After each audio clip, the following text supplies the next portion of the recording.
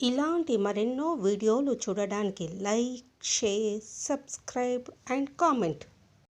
ఈరోజు ఈ వీడియోలో 2025 సంవత్సరంలో కార్తీక మాసంలో సంకటహర చతుర్థి తిథి ఎప్పుడు వచ్చింది? ఈ నెల నామం పేరు, పీఠం పేరు, వివిధ ప్రాంతాల చంద్రోదయ సమయాల గురించి తెలుసుకుందాము. గణపతి అత్యంత ప్రీతిపాత్రమైన తిథులలో ప్రధానమైనది చవితి తిథి. అయితే ఈ చవితి లేదా చతుర్థి పూజను 2 రకములుగా ఆచరించెదరు. మొదటిది వరద చతుర్థి, రెండవది సంకటహర చతుర్థి.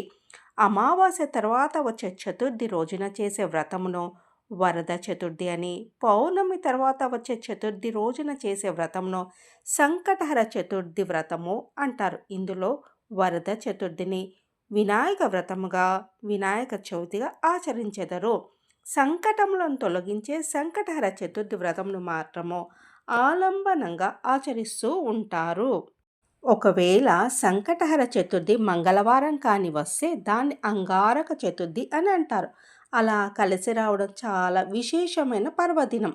అంగారక చతుర్థి నాడు సంకటహర చతుర్థి వ్రతం ఆచరించడం వల్ల జాతకంలోని కుజదోష సమస్యలు తొలగిపోవడంతో పాటుగా చేసే పనులలో సంకటములన్నీ తొలగి సఫలత చేకూరుతుందని ప్రతీతి.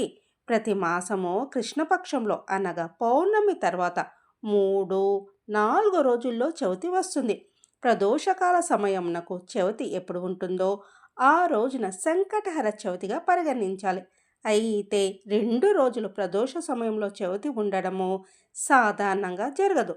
ఒకవేళ ఎప్పుడైనా అలా జరిగితే 2వ రోజున సంకటహర చవితిగా పరిగణించాలి. 2025 సంవత్సరంలో నవంబర్ 8వ తేదీన వచ్చి 9వ తేదీ వరకు ఉంటుంది. శ్రీ విశ్వావసు నామ సంవత్సరము, కార్తీక మాసము, శరత్ ఋతువు, దక్షిణాయనము. 8వ తేదీ నవంబర్ 2025 శనివారం మధ్యాహ్నము 12:09 ప్రారంభమై 9వ తేదీ నవంబర్ 2025 ఆదివారం ఉదయం 9:54 చతుర్థి తిథి ముగుస్తుంది.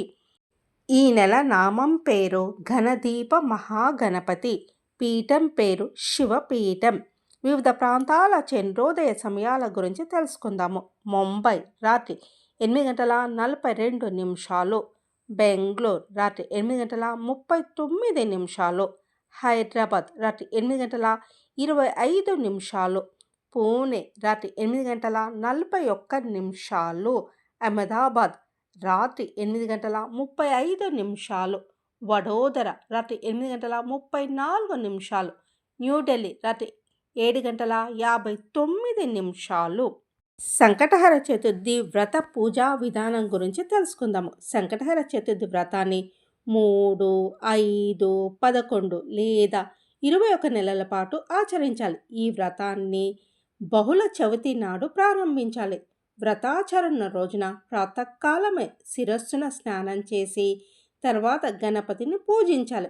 1/2 మీటర్ పొడవున్న తెలుపు లేదా ఎరుపు రవికల గుడ్డముక్క తీసుకొని వినాయకుడు ముందు పెట్టి పసుపు కుంకుమతో అలంకరణ చేయాలి.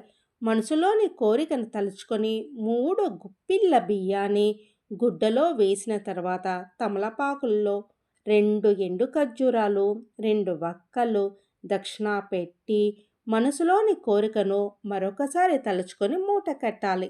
సంకట నాశన గణేశ స్తోత్రము, సంకటహర చతుర్థి వ్రత కథను చదవాలి. ఈ మూటను స్వామి ముందు పెట్టి ధూపం వెలిగించి కొబ్బరికాయ లేదా పండ్లు స్వామికి నివేదించాలి. తదుపరి గణపతి ఆలయానికి వెళ్ళి 3 లేక 11 లేక 21 ప్రదక్షిణలు చేయాలి. శక్తానుసారము గరిక పూజను కానీ గణపతి హోమం కానీ చేయించుకోవచ్చును. సూర్యాస్తమయం వరకు పూజ చేసిన వినాయకుని కదపరాదు.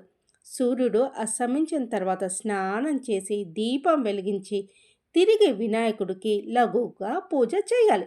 నియమం పూర్తి అయిన తర్వాత వినాయకుడు కట్టిన ముడుపు బియ్యంతో పొంగలి చేసి స్వామికి నివేదించి సాయంత్రం చంద్రుని దర్శనం చేసుకొని తర్వాత రాత్రి ఉపవాసం విరమించాలి. ఈ రోజున పూజిస్తే కోరిన కోరికలు నెరవేరుతాయని భక్తుల నమ్మకం. వినాయకుడు అన్ని అడ్డంకులను తొలగించేవాడు. తెలివితేటలకు అధిపతి వినాయకుడు. చంద్రకాంతి ముందు గణపతి ఆశీర్వాదం కోసం గణపతి అధర్వణ శీర్షాన్ని పఠించాలి. ప్రతి నెలలో వినాయకుని వేరువేరు పేర్లతో పీఠ పేర్లతో పూజిస్తారు. ప్రతి నెల ఈ చతుర్థి రోజున సంకటహర గణపతి పూజ ప్రార్థన చేస్తారు. ఈ పూజలో ప్రతి నెలకు ఒకటి 13వ కథ, అధిక మాసం కలిపి మొత్తం 13 వ్రత కథలు ఉంటాయి. ఈ వ్రతం ప్రత్యేకత ఏమిటంటే ఆ మాసానికి సంబంధించిన కథను మాత్రమే పారాయణం చేయాలి.